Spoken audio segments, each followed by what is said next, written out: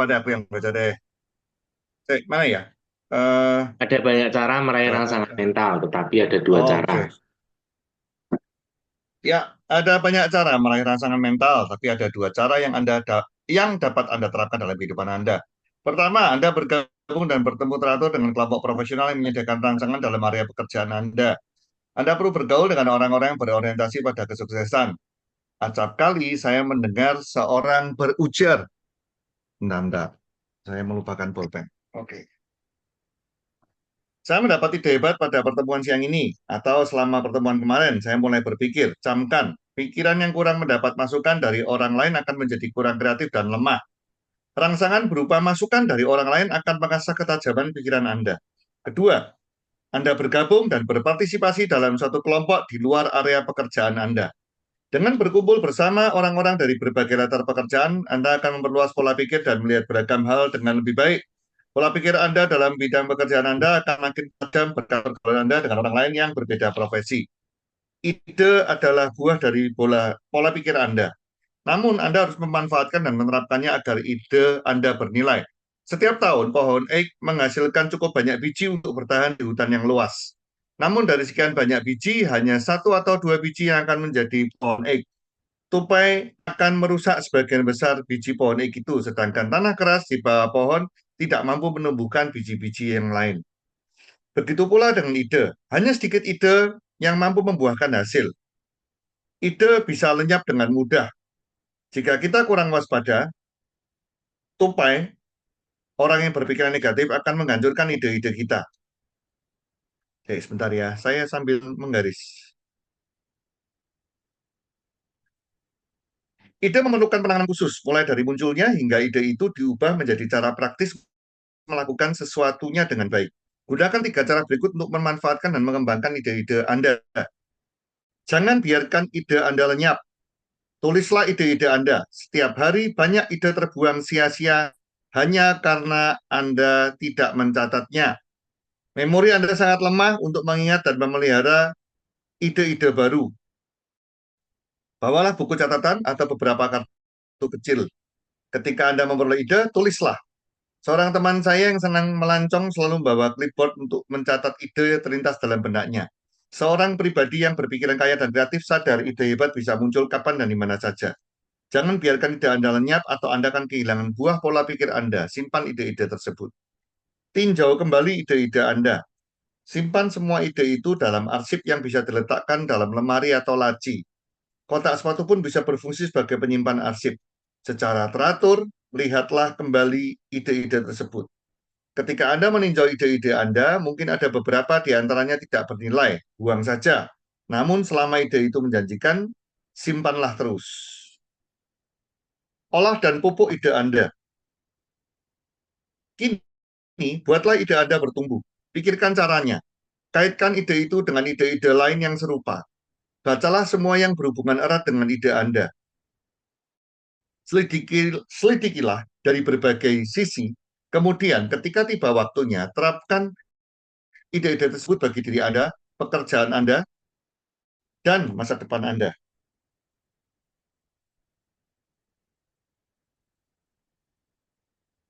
Tatkala seorang arsitek mendapat ide untuk membangun gedung baru, ia menggambar rancangan pendahuluan.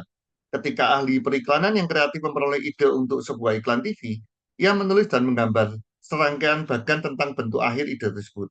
Orang-orang yang memiliki ide selalu menulis konsep awalnya. Catatan, tulislah ide Anda. Ada dua alasan utama tentang hal ini.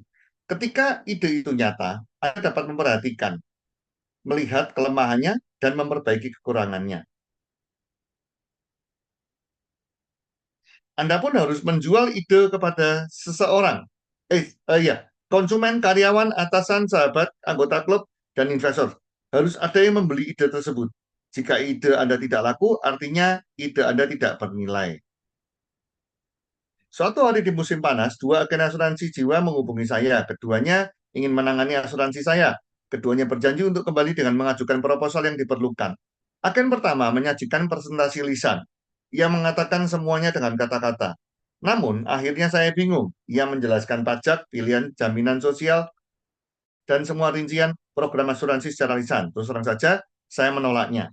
Agen kedua menggunakan metode berbeda. Ia sudah merancang semua rekomendasinya. Seluruh rincian disajikan dalam bentuk diagram. Saya dapat memahami isi proposalnya dengan mudah dan cepat karena semuanya terpampang jelas. Saya merekrutnya.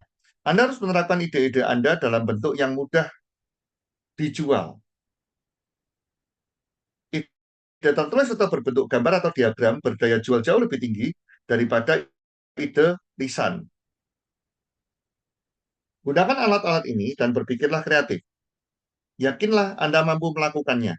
Ketika Anda yakin sesuatu dapat dilakukan, benak Anda akan menemukan jalan keluarnya.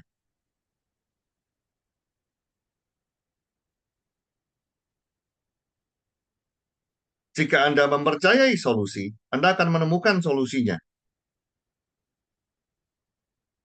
Hapus kata-kata berikut dari perkataan dan benak Anda. Tidak mungkin, mustahil, tidak sanggup, dan tidak ada gunanya mencoba. Jangan biarkan tradisi melumpuhkan pikiran Anda. Buka diri Anda terhadap ide-ide baru. Lakukan eksperimen. Coba metode-metode baru, bersikap maju dalam perbuatan Anda. Tanyakan kepada diri Anda setiap hari, bagaimana saya dapat bekerja lebih baik? Anda memiliki peluang tak terbatas untuk mengembangkan diri. Ketika Anda bertanya kepada diri sendiri, bagaimana saya dapat bekerja lebih baik? Maka jawaban jelas akan muncul dan coba buktikan sendiri. Tanyakan kepada diri Anda, bagaimana saya dapat bekerja lebih banyak? Kapasitas adalah pola pikir. Dengan bertanya seperti itu, benak Anda akan bekerja menemukan jalan pintas yang cerdas. Kombinasi kesuksesan dalam bisnis adalah bekerjalah lebih baik lagi, mengembangkan kualitas hasil kerja Anda, dan bekerjalah lebih banyak lagi. Berlatihlah, bertanya, dan mendengar. Tanyakan dan dengarkan. Anda pun memperoleh bahan untuk meraih keputusan yang logis. Ingat, orang besar senantiasa mendengar, sedangkan orang kecil senantiasa bicara. Regangkan dan rangsang pikiran Anda. Berkumpullah dengan orang-orang yang mampu menolong Anda memikirkan ide dan cara baru melakukan sesuatu. Bergaulah dengan orang-orang yang minat sosial dan profesinya beragam. Oke, mungkin kita mau sharing topik ini dulu. Ayo, mungkin teman-teman yang dapat sesuatu. Ya, ini mungkin hari ini kita bacanya pendek, tapi menurut saya ada banyak hal menarik. Makanya saya berhenti sejenak untuk memberikan garis, karena menurut saya sangat-sangat menarik.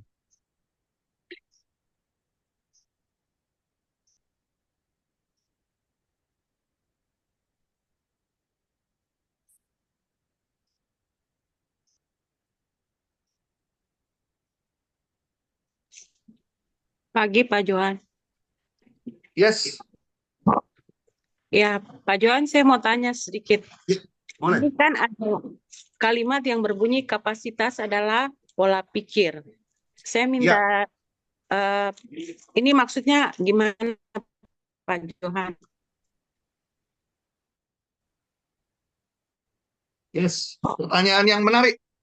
Jadi, menurut saya, teman-teman, ini ya sekali lagi ya, saya tuh berusaha untuk setiap kali saya bicara, saya itu sharing, teman-teman. Jadi, saya ya. Jadi, kalau dari pengalaman saya, eh, ini menarik. Kenapa kapasitas adalah pola pikir? Jadi, seberapa apa ya istilahnya ya? Bagaimana cara kita berpikir itu akan menentukan kapasitas kita. Itu. Jadi contoh, ini saya memberikan contoh mungkin agak ekstrim, tapi semoga bisa membuat Anda paham. Ya, contoh, anak SD, ya kan? Kita tahu kan cara berpikirnya dia seperti apa, ya kan? Makanya pekerjaan yang bisa dia terima ya cuman segitu. Atau mungkin teman-teman yang mungkin apa namanya sangat concern dengan dunia pendidikan anak terutama, ya. Katanya kan saya pernah membaca di sebuah buku, ya kan, eh, Anak usia, saya lupa detailnya ya. Anak usia berapa itu hanya bisa terima satu perintah, ya kan? Ini teman-teman yang apa suka parenting, tolong saya dipertajam ya. Jadi anak usia tertentu itu hanya bisa terima satu perintah. Jadi contoh gini, mereka tuh hanya bisa contoh, nak mandi ya, itu. Jadi dia nggak bisa terima perintah tuh gini, nak mandi, habis itu belajar, habis itu ambil makannya, setelah itu, nah itu kan sudah mulai perintahnya kan bertingkat, ya kan? Kenapa? Ya menurut saya, ya kapasitasnya dia ya segitu. Makanya dia hanya bisa terima satu perintah, ya kan? Tapi kalau kita ini terlatih, kan? Sekali lagi menarik. Saya tuh lagi seneng teman-teman menggunakan apa ya? Menggunakan kata eh, latihan. Karena menurut saya kalau flashback 20 tahun yang lalu, saya tuh nggak kayak gini. Tapi karena akhirnya terbiasa, jadi akhirnya jadi terlatih, ya kan? Nah, jadi pola pikir pun sama. Kita ini harus melatih, ya. Jadi kita ini berpikir besar, itu pun harus dilatih. Kita harus membiasakan dalam keseharian, ya. Ini perkataan, kalau nggak salah Albert Einstein yang sering juga diucapkan oleh para leader, ya kan? Knowing is nothing, applying what you know is everything. Pada waktu kita berbicara tentang tahu, banyak orang tuh tahu banyak hal. Apalagi sekali lagi dengan sosial media, ya kan? Dan apa yang kita apply-kan, apa yang kita praktekkan, itu yang akan menumbuhkan kita. Jadi yang dimaksud kapasitas adalah pola pikir, ya. Mungkin lebih tepatnya kalau saya boleh terjemahkan bahwa pola pikir kita itu akan menentukan kapasitas kita sebesar apa. Terjawab nggak, Buju? Terjawab, Bu Joan. Ya, makanya kita ini perlu melatih, teman-teman. Contoh paling simpel, ya kan? Sekali lagi, saya ngomong, teman-teman. Program baca buku tiap hari, ya kan? Kemarin saya di Semarang nggak ceritakan. Jujur, buat saya, teman-teman, ini adalah pekerjaan yang buat saya membosankan. Siapa di sini yang merasa bosan dengan baca buku? Kasih jempol. Kalau sampai ada yang nggak kasih jempol, bohong. Ya, saya yakin ya kan. Bahkan sering ada yang nggak masuk ya kan. Kadang-kadang kalau nggak dipanggil sama pelajar nggak masuk gitu kan. Jujur, saya pribadi ini pun membosankan, teman-teman. Bukan, tetapi sekali lagi, kenapa saya memaksa diri saya melakukan ini? Ingat, bagi teman-teman yang baru, Anda baca buku cuma pagi. Saya punya baca buku leader, ya kan, yang malam, ya kan. Nanti untuk level tertentu. Sekali lagi, suka, tidak, teman-teman. Tapi ini adalah sarana pola latihan saya, ya kan. Saya paksa diri saya, ya kan. Kenapa? Karena saya percaya pada waktu pola pikir saya ini bertumbuh, saya akan terlatih. Memang nggak kelihatan hari ini, ya kan. Contoh lagi, kalau kita bicara tentang kapasitas, cuman ya mohon maaf ya teman-teman, saya bukan juga berarti ngomong bahwa saya lebih dari yang lain, tidak. Tapi mungkin saya cuman bisa cerita bahwa saya terlatih aja. Contoh, pagi ini teman-teman, saya mendapatkan order plus bonus, ya kan? Apa itu? Order plus jadi tempat sampah. Jadi buat saya nggak apa-apa lah, yang penting dapat order juga kan. Jadi lucu, tahu-tahu teman lama saya, SMA saya, tahu-tahu nggak ada angin, nggak ada hujan, udah lama nggak ketemu, tahu-tahu order, Han, madunya harga berapa, ya kan? Singkat cerita dia order, ya kan? Terus setelah saya proses, saya iseng, saya cuma nanya, gimana kabarnya bro? Sehat bro? Lah kok gara-gara pertanyaan itu malah jadi curcol, ya kan? Cerita dia bilang, kamu tahu nggak aku habis cerai, ya kan? Aku lagi stres, aku ada bronkitis, aku apa namanya psikis, aku nanti siang ketemu sama psikiaterku, aku terus terang memang lagi stres berat, tanya dia. Saya bacakan yang saya tulis ke dia, teman-teman. Jadi saya supaya tidak tidak apa namanya tidak melenceng, jadi saya lebih baik saya bacakan yang saya tuliskan ke dia. Setelah dia curhat macam-macam, eh, Saya cuma ngomong sama dia, saya ngomong sama dia pertamanya gini, stay grateful in everything, bro. Saya bilang, tetap bersyukur dalam segala hal, ya kan. Terus dia jawab gini, ya wes lagi banyak masalah, ya kan. Kowe wes denger, saya baru saja cerai, ya kan. Nah, saya cuma bilang bahwa saya belum dengar kabar itu, ya kan. Tapi itu saya sharing sama dia, ada masalah atau tidak, bersyukur adalah keputusan, bro. Aku tahu teorinya mudah, tapi ini yang harus dilatih. Makanya sekali lagi, saya tuh lagi seneng banget menggunakan kata latih ini. Aku pun sering mengalaminya. Tidak ada yang ideal dalam hidup. Aku belajar dari kejadian dalam hidupku, bukan menunggu badai reda, tetapi berselancar dalam badai. Tuhan izinkan segala rancangan untuk kebaikan. Hanya kita yang belum bisa lihat. Jadi, ini yang saya sharingkan sama teman saya. Kadang teman-teman, saya hari ini mungkin begitu ringan, ya kan, untuk berbagi tentang hal ini, ya kan. Sekali lagi bukan karena saya hebat teman-teman, karena jujur masalah hidup saya banyak. Itu dari dulu, ya kan. Tapi karena sekali lagi terlatih, ya kan. Apalagi setelah saya punya mentor, upline saya yang menurut saya luar biasa banget. Kenapa saya katakan luar biasa? Karena saya pun pernah terjebak pada waktu ada masalah, selalu down, ya kan, selalu fokus ke masalahnya. Tapi para mentor, para upline yang selalu mengingatkan, fokus pada solusi, fokus pada solusi, fokus pada solusi. Kadang-kadang perasaan nggak enak, tapi itu yang tertancap dalam pikiran saya. Fokus pada solusi. Dan ini akhirnya jadi sebuah kebiasaan, ya kan. Dan ini semoga bisa menjelaskan apa yang tadi Bu Jo tanya, ya kan, bahwa kapasitas adalah pola pikir. Jadi kapasitas kita itu sebesar apa? Itu tergantung dari cara pikir kita, ya kan? Cara berpikir kita tuh seperti apa? Itu akan mencerminkan seberapa besar kapasitas diri kita. Itu. Ya, mungkin ini eh, semakin jelas. Teman-teman makin jelas atau ada pertanyaan? Mau ngejar boleh loh. Atau mau komentar atau mau apalagi sharing, ya. Tapi menurut saya itu pertanyaan yang sangat bagus, ya, bahwa kapasitas adalah pola pikir. Makanya kenapa ini harus melatih pikiran kita, ya kan? Jadi saya bersyukur, ya kan, hari ini ada 28 orang kita bersama, ya. Menurut saya, ya, kenapa kok saya senang dengan komunitas baca buku ini? Meskipun sekali lagi teman-teman, membosankan, ya kan? Tapi saya senang gitu loh. Kenapa? Bayangkan, saya nggak suka baca buku, ya kan? Saya paksa diri saya baca buku, lalu saya ngajak 28 orang bersama dengan saya. Jadi sebetulnya Anda tuh saya ajak untuk nemeni saya baca buku sebetulnya.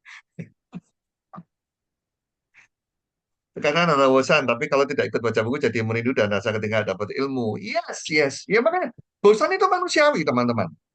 Ya, makanya kan Anda jangan pernah berpikir bahwa para mentor itu tidak punya kelemahan.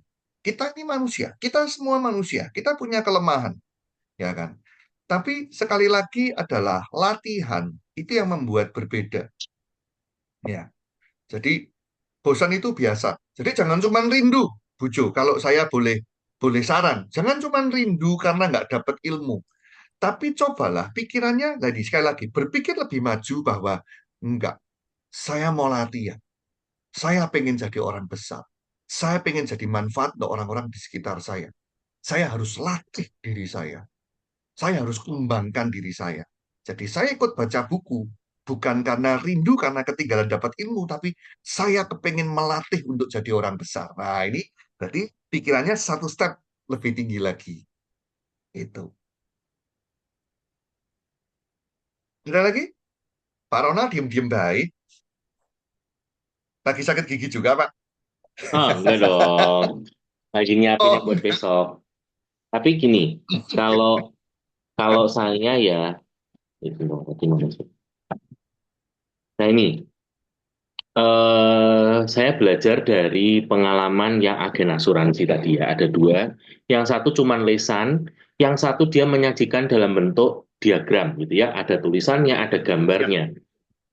Nah, ini yang menginspirasi saya itu kenapa kalau presentasi selalu saya pakai Press Tool. Karena ya dari pengalaman ini, oh ternyata sesuatu yang lisan itu lebih sulit ditangkap daripada yang ada tulisannya dan ada gambarnya. Nah, itu yang eh, dan saya sendiri kalau membayangkan diri saya, iya, iya. Kalau saya dijelaskan, saya nggak lihat gambar, saya lebih sulit menangkap sih. Tapi setelah saya lihat, oh gambarnya kayak gini, saya lebih cepat mengerti gitu ya. Nah, mungkin ini juga yang bisa jadi evaluasi gitu ya. Ketika kita presentasi ini, apakah hanya lisan ataukah kita bawa prestul nih. Jadi lebih mudah untuk menjelaskan. Tadi kan idenya harus dijual. Presentasi itu kan sama, kita sedang menjual ide gitu ya. Kalau produk ya ide tentang kesehatan, kalau bisnisnya ya ide tentang kesejahteraan gitu kan. Nah, ini yang perlu untuk dipelajari gitu ya kalau saya. Ya, nah ini menarik sih. Ini teman-teman kalau nggak ada yang sharing, nih saya rasanya hari ini bisa sharing banyak nih. Nah, ini saya buka aja teman-teman. Tahu nggak kenapa hari ini saya bisa sharing banyak? Karena jujur, materi hari ini itu gue banget. Tapi sekali lagi, gue bangetnya bukan gue banget kelebihan. Salah. Justru saya baca ini kelemahan saya memang. Ya kan? Jadi saya jujur teman-teman, saya itu sangat-sangat tidak sempurna di bagian ini. Ya kan? Yang pertama, banyak banget. Itu tadi yang contoh yang dikatakan sama Pak Ronald, ya kan? Itu kelemahan saya. Teman-teman yang dekat dengan saya tahu banget. Saya ini kan orangnya spontan, ya kan? Bahkan jujur, saya tuh sangat kesulitan teman-teman apa ya istilahnya ya, itu membuat diagram, menuangkan ide itu menjadi gambar atau apapun itu betul-betul saya tuh sangat-sangat kesulitan. Makanya Anda bisa perhatikan teman-teman yang sering ikut sesi saya tuh sangat jarang sekali itu pakai slide, ya kan? Kenapa? Karena saya bingung. Memang saya itu sangat-sangat bingung. Makanya saya bilang, ini adalah bagian yang saya pribadi itu sangat-sangat lemah. Makanya pada waktu saya baca ini, saya berpikir, iya sih, ini memang rasanya satu titik lemah saya, ya kan? Meskipun sudah 20 tahun di HD ya, ini rasanya masih jadi titik lemah saya. Ini minimal, ini juga saya pengen sharing sama Anda, bahwa sampai hari ini saya terus tumbuh, saya terus ngasah, ya kan? Jadi saya tetap kepingin bahwa selalu tumbuh, ya kan? Jadi saya tahu, ya makanya kalau teman-teman sampai ngelihat saya punya slide, ya kan? Ini saya bongkar aja teman-teman. Itu ada kemungkinan slide-nya bukan slide saya, itu yang pertama. Yang kedua, mungkin dibuatin sama teman-teman ya. Kadang-kadang istri saya yang buatin, kadang-kadang mungkin Sari yang bantu buatin, kadang-kadang saya pakai PowerPoint-nya Pak Ronald, ya kan? Karena apa? Ini memang saya yang sangat-sangat kesulitan. Tapi apa yang di-sharingkan sama Pak Ronald tuh benar sih memang. Iya sih memang. Ini memang tantangan buat saya pribadi, ini tantangan ini. Eh, Menuangkan ide dalam bentuk gambar dan diagram. Oke, nggak apa-apa. Ini akan jadi satu catatan buat saya pribadi untuk bisa menuangkan. Bu Dani mungkin mau cerita, kok muncul tahu-tahu. Kalau mau muncul teman-teman boleh ya, langsung muncul aja. Saya tolong diinterupsi, ya kan? Saya terus terang punya banyak cerita sih ini. Tapi sekali lagi, ini untuk diri saya teman-teman. Makanya saya nggak tahu untuk Anda bagaimana. Contoh, ya kan? Ide ditulis, ya kan? Ini juga PR banget buat saya. Ya, teman-teman, ya ini banyak teman-teman yang nggak dekat sama saya, jadi saya cerita aja. Jadi teman-teman, saya tuh kadang berpikir ya, saya ini mungkin punya masalah dengan ingatan. Meskipun saya kalau berguru sama teman-teman, saya kan selalu bilang kan, saya punya kelebihan. Apa itu kelebihan saya? Saya lebih nggak ingat dibandingkan yang lain. Itu kan guruan saya.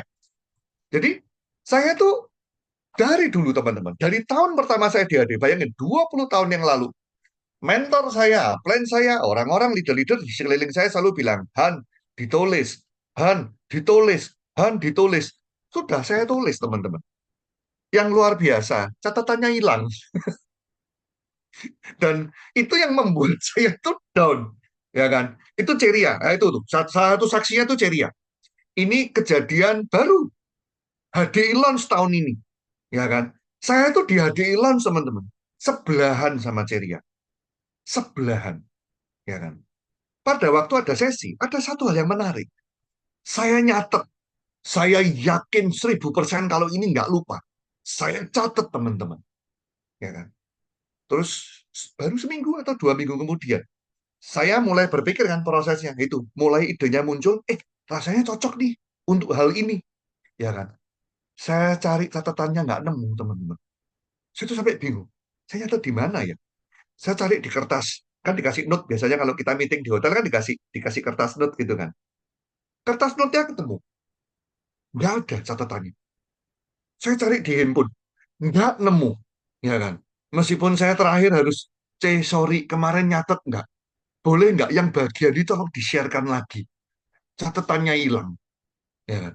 Jadi saya tahu ini mencatat ide sampai hari ini tuh menjadi sebuah PR. Ya kan? Dan minimal hari ini saya diingatkan bahwa, kayak contoh ya teman-teman, hari ini buat saya, meskipun catatannya sering hilang, saya akan tetap terus mencatat.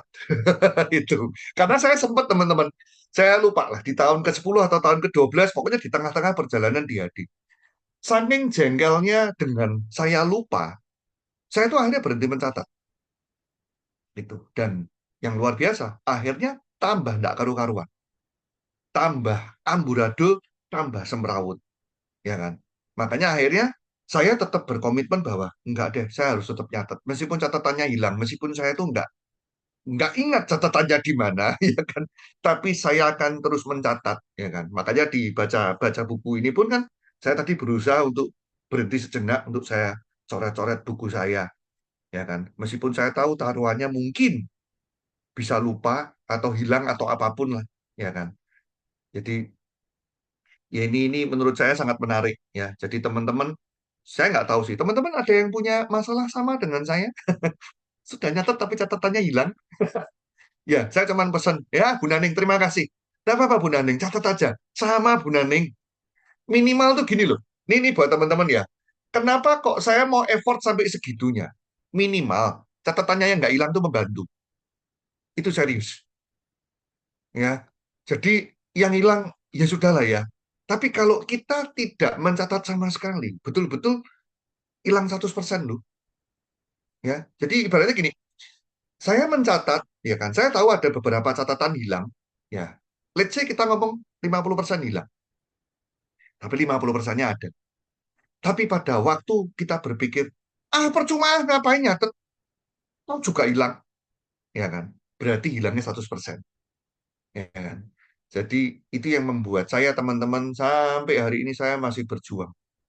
Ya, saya juga nggak tahu kenapa. Ya mungkin ini nggak tahu ya, satu pembelaan atau ini adalah salah satu perasaan yang saya berusaha apa ya, terima, ya kan, supaya saya juga nggak down, adalah mungkin Tuhan kasih saya kelemahan satu ini supaya saya nggak sombong. Mungkin ya. Jadi saya berusaha, ya. Jadi terima kasih Bu Sari, ya kan, kadang-kadang kalau mau apa namanya diamond class, kadang-kadang saya tuh bingung, saya telepon Bu Sari. Saya bilang, kamu lagi ngapain? Lagi kosong kan? Ya, kenapa kok? Nggak apa-apa. Tolong bantu dengerin saya. Tuh, saya nggak tahu. Ini tadi Bu Sari katanya lagi sakit gigi, jadi mungkin dia nggak bisa cerita, ya kan? Jadi saya suruh dia diem. Saya cerita. Gini loh, Sar. Ini yang di kepala saya ya. Itu nanti ya. Itu materinya tuh gini, gini, gini, gini, gini. Teman-teman tuh harus belajar ini. Ya kan? Saya cerita. Terus nanti kadang-kadang dia gali. Terus kalau gini gimana kok? Kalau ini gimana kok? Saya cerita aja. Ya kan? Terus tahu-tahu besoknya udah jadi PowerPoint. Saya tuh jujur ngeliat PowerPoint-nya saya gini. Kok bisa ya? Jadi PowerPoint. Karena kalau saya cuma diem gini ya, bingung, teman-teman. Karena di kepala saya ini banyak sekali seliweran, ya kan? Tapi ya itulah saya. Saya nggak tahu teman-teman ada nggak yang sama dengan saya, ya. Pola pikir adalah awal hidup kita bisa berubah. Yes, betul. Makanya ini kan kembali lagi ke kapasitas tadi kan, yang dibahas sama David J. Schwartz, ya kan. Jadi cara berpikir kita memang akan membuat kita ini akan membedakan kita dengan orang yang lain. Itu. Oke, ada yang mau sharing lagi? Apa lagi ya? Saya mau sharing. Jangan Oh, gimana? Ya, boleh. Oke, saya akan coba sharing sedikit ya. Ini Ya, yang menurut saya yang saya hadapi gitu loh. yes, Kalau kita nggak, eh, tadi kan pola pikir adalah kapasitas.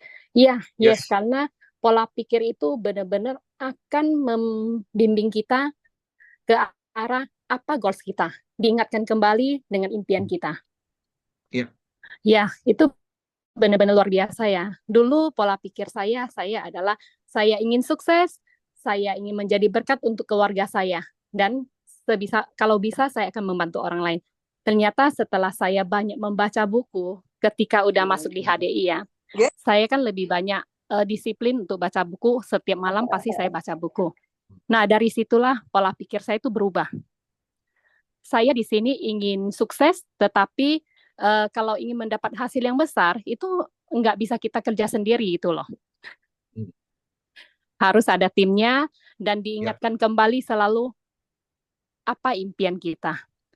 Terus ini kan udah akhir tahun ya teman-teman ya. Yuk kita coba ya, evaluasi kembali selama 10 bulan ini, apa yang sudah kita dapat, apakah masih berjalan di tempat yang sama.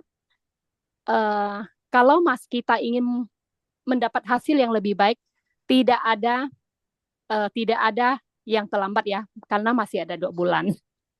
yes, betul. Ya, terus kalau kita pikirnya, oh saya nggak bisa, maka sepanjang hari itu kita akan tidak berbuat apa-apa. Karena saya juga pernah mengalami titik terendah saya ya. Pasti saya Ya, pernah dapat ketika saya merasa saya nggak bisa, maka saya tidak akan melakukan apa-apa dan berdiam diri di rumah. Otak juga jadi stuck ya di situ, dan merasa diri kita itu kasihan banget ya. Teman-teman, yuk kita di sini jangan berfokus pada masalah, fokuslah pada solusi, karena di HD ini benar-benar luar biasa ya, karena kita punya rekan kerja, kita punya upline yang akan selalu support kita. Percayalah, tidak ada upline di HD itu seperti orang tua kita, tidak akan meninggalkan kita.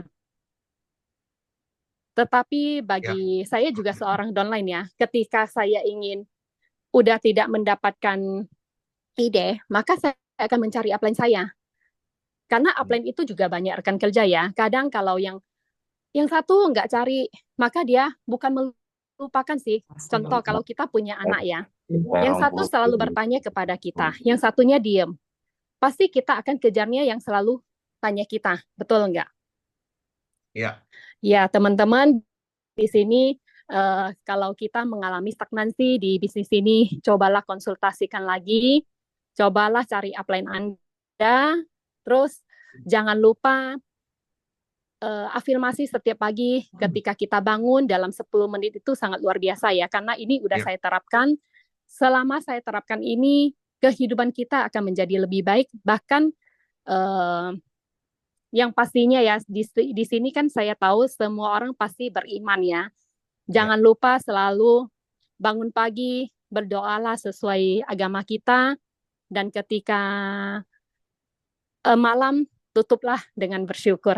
Itu sih seperti kata Ko Johan dan Corona ya tadi ya. ya, thank you, C. Ya, ya. Jadi ini menarik. Itu sih. Oh, masih ada lagi? Yap. Kalaupun ditanya Cik Anya, apakah Cik Anya itu kalau boleh memilih, ya saya tidak akan menyesal ya di HDI, karena bukan di sini kita tidak akan bisa menyenangkan siapapun, tetapi ketika kita bahagia, itu pasti sangat bagus ya. Ketika kita bikin orang lain bahagia karena kita, itu yang luar biasa, dan saya sudah merasakan di sini. Kalau di bisnis konvensional saya dari dulu sampai sekarang, saya belum merasakan feeling seperti ini. Cuma di HDI saya merasakan feeling yang benar-benar bahagia ketika bisa melihat orang lain bahagia dengan karya saya. Oke, thank you, Ko. Ya, thank you. Yes, ini diingatkan lagi teman-teman, ini kembali lagi. Pola pikir adalah kapasitas. Wah, ini pertanyaannya Bu Jo tadi jadi tema hari ini menarik ya.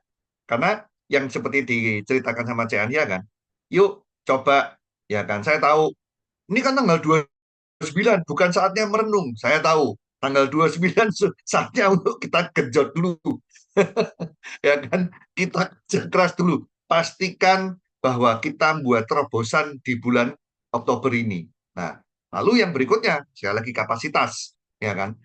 Cara berpikir, ya kan? Masih ada 2 bulan, ya kan? Atau ya tinggal 2 bulan. Nah, itu kan dua pikiran yang berbeda ya. Sama-sama loh, nggak apa sama-sama 2 bulan lagi, tapi dua kutub ini berbeda, ya kan? Jadi kalau misalnya seperti tadi yang Ci Ania sharing, buat Anda yang masih merasa bahwa 10 bulan ini ternyata 10 bulan ini belum ada perubahan yang signifikan, ya kan? Tapi ingat sekali lagi, kapasitas cara kita berpikir. Yuk kita berpikir, bagaimana kita buat bahwa tahun 2024 ini masih ada 2 bulan. Bagaimana 2 bulan ini, yuk lakukan yang berbeda, ya kan? Yuk lakukan terobosan, ya. Yang belum bisa manajer sendiri, teman-teman, yuk masih ada 2 bulan, yuk dilatih, ya kan, untuk bisa manajer sendiri. Ya, buat teman-teman yang belum bisa diamond sendiri setiap bulan, yuk dilatih untuk bisa diamond tiap bulan. Ya, kenapa? Ingat teman-teman, seperti yang kemarin sudah di-sharingkan, tahun depan promonya luar biasa. Minimal jika kita bisa stay di diamond, ya kan? Jadi masih ada 2 bulan. Nih, cara berpikir kita ini sekali lagi menarik, ya. Bagaimana kita hari ini kita punya pilihan kan? Memang 10 bulan ini rasanya aku nggak ngapa-ngapain. Toh rasanya aku nggak beda sama yang tahun lalu. Toh mungkin aku juga nggak beda dengan yang awal tahun 2024. Atau kita mengakui dulu, iya sih, 10 bulan ini aku nggak mengalami pertumbuhan. Ya kan, saya mungkin sering nunda atau apapun itu, tapi masih ada 2 bulan. Saya akan buat perubahan 2 bulan ini. Nah, ini menarik ya, masih ada 2 bulan. Ada lagi teman-teman mau sharing? Apalagi ya hari ini ya bahas ya. Hari ini dia bahas tentang ide ya, bagaimana ide itu harus dicatat teman-teman. Itu betul banget. Saya pribadi itu merasa bahwa banyak ide-ide eh, dalam hidup saya tuh hilang ya. Karena itu, ya saya tahu saya ini terlalu spontan memang. Saya Termasuk mau ide ini, Pak Johan. Apa ya? Ya Bu Jaisa duluan. Oh, Bu Jaisa, gimana Bu Jaisa? Iya, Ko Johan, ini saya mau sharing juga nih, apa namanya? Tadi bicara soal ide ya. Jadi ini saya teringat ya, ada satu pesan dari guru saya. Ide itu mahal. Itu aja simpelnya, ide itu mahal. Ya, Jadi jadi saya ini kembali ya ke masa kemarin waktu saat saya kuliah dulu ya. Itu pernah ya punya ide itu yang untuk membuat minta maaf ya untuk yang lain yang non muslim yang non Kristen apa namanya saya pernah punya ide waktu kuliah itu kan membuat pagelaran ya pagelaran saya orang teater juga ya jadi saya membuat satu pagelaran besar dan saya membuat skenario saya sutradarain satu napak tilas masuknya agama Katolik pertama di Maluku dan kemudian saya membuat perjalanan kisah sengsara Kristus waktu itu. Waktu itu saya sempat ditantang ya. Jadi ini bicara ide, belum pernah ada orang punya ide segila itu. Gitu. Tapi saya membuat itu dan waktu itu sempat saya mendapat tantangan bahkan dibilang, "Oh, kok bisa seorang perempuan macam kamu, kok kamu bisa gitu. Kamu dari Papua, kamu nggak punya apa-apa kapasitas. Kita dilihat bahwa kita dari daerah yang terpencil begitu."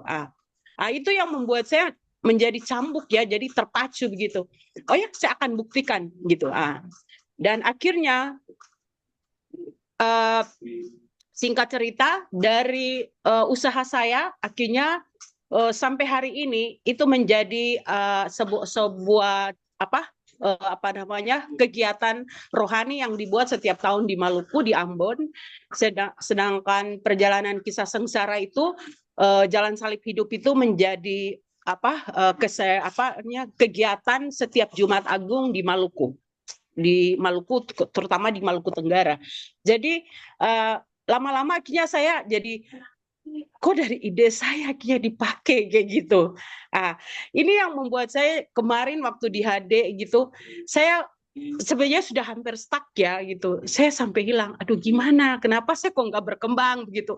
Terus saya nonton dari mentor-mentor yang sudah sukses, itu oh mereka ternyata orang itu mencapai sukses itu bukan sehari doang atau setahun doang, sebulan doang. Ini bertahun-tahun kok begitu. Saya langsung oh berarti bukan seperti yang saya lalui. Ada orang yang mendapat kesuksesan itu dia makannya makan tahun, bukan setahun 2 tahun, tidak. Berarti saya nggak boleh berhenti, saya tidak boleh menyerah, saya harus bisa gitu. Terus muncullah ide-ide. Akhirnya dalam perjalanan saya sadari bahwa sebenarnya ide ini memang benar ya, sangat mahal. Kata guru saya itu memang benar. Ide ini sangat mahal dan saya paling takut sekali kalau saya punya ide dicuri orang tuh. Gitu. Dicuri orang. Jadi ujung-ujungnya saya jadi skakar ilmu begitu ya, kalau orang Papua bilang skakar ya pelit gitu, orang Jawa bilang pelit ilmu, pelit ide. Gitu. Iya, jadi kalau ada ide begitu saya simpannya sendiri. Akhirnya saya bilang, oh ini tidak bisa juga, saya harus berbagi. Nah, itu yang mungkin juga apa namanya? Juga apa ya, membuat salah satu langkah saya terhambat ya, karena saya sulit sekali berbagi ilmu. Saya juga ya sih apa namanya, untuk membagi ke orang bahwa ini loh, ini begini, ini bagus segini loh, gitu. Kayak jangan gitu. Tapi jadi refleksi akhirnya dengan belajar seiring ini dengan komunitas baca buku, terus sering mungkin dengan Pak Ronald, akhirnya saya belajar dari Pak Ronald juga, mentor saya, jiwanya yang besar, motivator, lalu kemudian berbagi ilmu juga luar biasa. Jadi akhirnya saya bertambah, akhirnya saya belajar, oh iya memang benar bahwa berbagi ide, berbagi ilmu, ide itu mahal, tapi kita harus berbagi ya untuk kita menjadi satu tim yang kuat. Mungkin itu dari saya. Makasih. Ya, thank you Bu Jo. Ini kalau saya boleh pertajam Bu Jo. Jadi, Ya, saya tahu, loh, ketakutan bahwa ide dicuri sama, saya juga ngalami Bu Jo. Tapi yang saya akhirnya belajar adalah ya, eh, bagaimana caranya kita tuh mengeksekusi ide.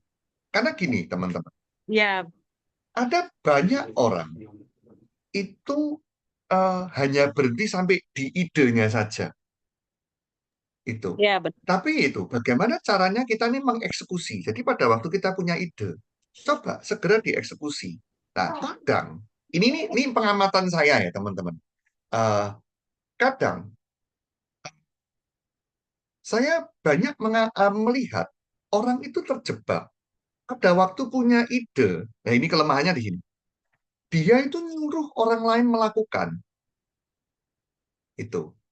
Jadi itu yang akan menjadikan apa ya, beda. Itulah kenapa kalau saya pribadi, saya kalau punya ide, saya akan berusaha untuk eksekusi. Ya kan, memang saya tahu kadang kita butuh tim untuk mengeksekusi itu. Nah, tinggal kita cari timnya, ya kan.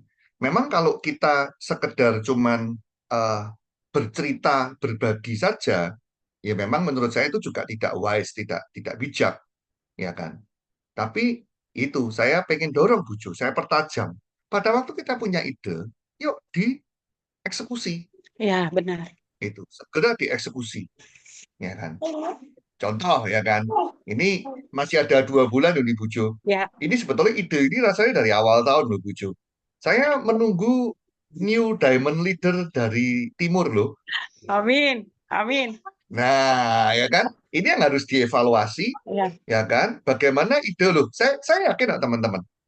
Di daerah manapun, saya tahu hari ini kan Bu Joysa ini sendirian di timur sana, di Papua. Di kota mana, Bu Jo? saya di Kota Fakfak, Kabupaten Fakfak. Nah, di Fakfak, ya Ya, kan. Mungkin di Fakfak sendirian, bahkan dengan para mentor, para upline pun hanya bisa online, nggak bisa onsite, ya kan. benar. Tapi pada prinsipnya, sampai hari ini saya membangun daerah manapun, polanya masih sama. Apa itu? Butuh gebrakan di awal, Iya, ya kan? Itu dimanapun kok. Jadi bukan berarti, oh ini hanya berlaku di fak-fak. Tidak. Di mana-mana prinsipnya itu butuh ada orang yang menerobos dulu. Nanti setelah itu orang lain akan mengikutinya. Ya kan? Ini kan sebetulnya ide. Ya kan? Ini kan semacam ide. Tapi untuk kita bisa mewujudkan itu, ya kan? Ya kita memang butuh mengeksekusinya. iya, benar. Jadi jangan cuma berhenti, jangan sampai ini sebetulnya nggak cuma berlaku untuk di fak-fak ya. Dimanapun Anda berada, jangan sampai yang terjadi adalah, lu padahal join duluan lu. Lah kok dia diamond duluan? Lu kok dia eksekutif duluan? Lu kok dia star duluan? Kok dia crown duluan? Ya kan? Tapi itu bagaimana ide-ide itu akan dieksekusi. Kan percayalah teman-teman. Pada waktu status kita ini berubah, ya kan? Pada waktu kita ini mulai jadi new diamond, pada waktu kita menjadi new eksekutif dan seterusnya, itu akan membawa dampak pada lingkungan kita. Itu. Makanya sekali lagi ide, ya kan? Itu harus segera dieksekusi. Jadi jangan cuma sekedar diangan-angan, ya kan? Nah, nanti diambil orang lain. Itu. Yaitu mungkin kalau sharing saya itu, jadi ide harus segera dieksekusi, ya. Jadi jangan cuma berhenti di angan-angan, jangan sampai pada akhirnya kita lihat, lu kok orang lain gitu kan. Itu ya itu sering lah ya. Itu dimanapun kok. Ya, menurut saya itu adalah penyakit manusia, ya. Sering kan kalau ngelihat ada bisnis, contoh-contoh hari ini itu kan banyak sekali apa kopi keliling, ya kan. Menurut saya itu ide kopi keliling itu di kepala banyak orang sudah muncul. Cuman itu cuman muncul doang, ya toh. Yang eksekusi yang dapat hasil, ya kan? Sama halnya dengan hari ini network marketing bisnis HDI. Idenya ini kan beda, ya kan? Bahkan teman-teman kalau ngelihat status eh, WA saya, ya kan? Saya tahu saya ini jarang jarang pasang status, ya kan? Tapi kalau menurut saya ada yang menarik, itu biasanya saya akan posting, ya kan? Nah, Anda boleh kepoin deh status WA saya hari ini, ya kan? Saya itu mendapatkan gambar menurut saya sangat menarik. Gambar yang sama, ya kan? Yang satunya disebut jenius, satunya disebut aneh. Tapi menurut saya, ya kan? Apa yang membedakan jenius dan aneh? Oh, ada yang bisa jawab nggak? Nah, ini menarik nih. Saya tampilkan aja gambarnya kali ya. Atau tim bisa bantu nggak ya? Capture ini. Sebentar. Saya mesti ngambil gambarnya di handphone saya soalnya. Ya, sambil saya lontarkan ya sebagai pertanyaan penutup, udah 8:49 nih. Apa yang membedakan jenius dan aneh?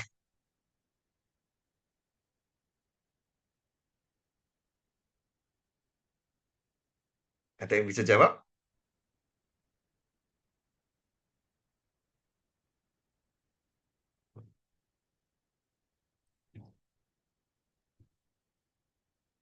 Hah, sekali tembak langsung bener, nggak seru nih dari hasil finishnya.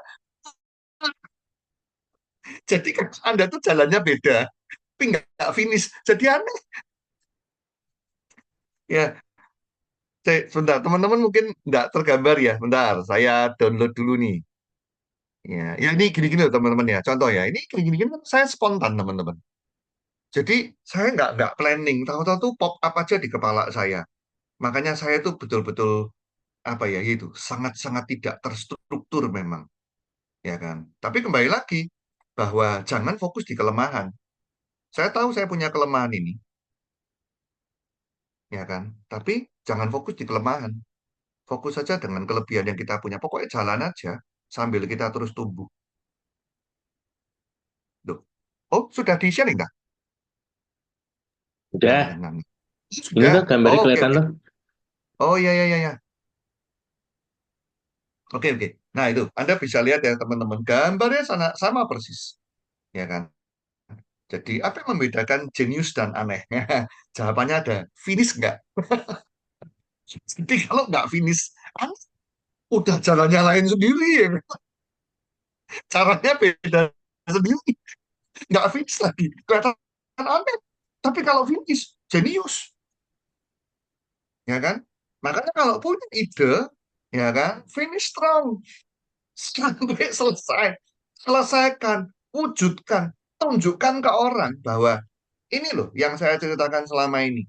Ini loh bisnis HD saya. Yang kamu bilang aneh, ya toh. Yang kamu bilang bisnis gak masuk akal, ya kan? Jadi ya kembali lagi kan pola pikir, ya itu. Ya mungkin itu aja teman-teman. Yuk siapa yang mau tutup untuk doa hari Ya, ini?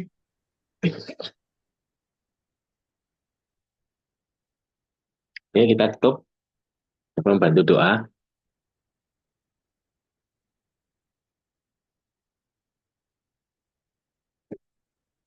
Yuk, udah selesai. Ya ampun doa aja lo masa ya nggak ada yang mau sih. Teman-teman ada yang pernah mikir sih? Kan saya sudah sering, nggak apa-apa. Doakan orang kok, kan bagus. Saya doa Kok Johan. Yes, Minta maaf teman-teman, saya doa lagi. Jangan bosan ya. Mari kita satu dalam doa. Allah Bapa yang Maha Kasih, kami bersyukur untuk kemurahan-Mu di pagi hari ini kepada kami. Terutama di hari ini di mana kami berkumpul dalam komunitas baca buku kami hari ini ya Bapa. Kami sangat percaya bahwa apapun yang sudah kami lakukan semuanya mendapat berkat dari Engkau. Terima kasih Tuhan, terima kasih. Kami juga percaya Tuhan bahwa di dalam langkah kehidupan kami, bahkan usaha kami, khususnya hari ini Tuhan, Engkau menyertai kami, Engkau pegang kendali semuanya. Dan kami juga mau berdoa Bapak khusus untuk mentor-mentor kami, upline-upline kami Tuhan. Tuhan berkati mereka bersama keluarga mereka. Biarlah kami semua senantiasa sehat dalam perlindungan-Mu. Bapak bekali kami dengan hikmat yang banyak ya Tuhan. Biarlah kami pakai hikmat di dalam langkah usaha dan bisnis kami ini Tuhan. Dan kami percaya kami semua yang ada di sini diberkati di dalam nama Bapa, Putra, dan Roh Kudus. Amin. Dan kami yakin serta percaya Tuhan, apa yang kami kerjakan hari ini diberkati dan kami akan sukses berlimpah. Terima kasih Bapa, hanya dalam nama-Mu kami menyerahkan usaha kami, langkah kami hari ini. Di dalam nama Yesus kami sudah berdoa. Haleluya. Amin. Min, ya, mari kita foto. ya kita foto dulu. Dah, 1, 2, cekrik. Ya, Wah, ini oke. lagi di lapangan semua nih ya. Sebentar, ya teman-teman, besok kita masih baca buku lagi. Saya minta tolong beberapa teman stay, nggak banyak kok. Pak Ronald, Bu Sari, cuman itu aja ya. Danis, siapa lagi ya? Iya, iya, itu aja.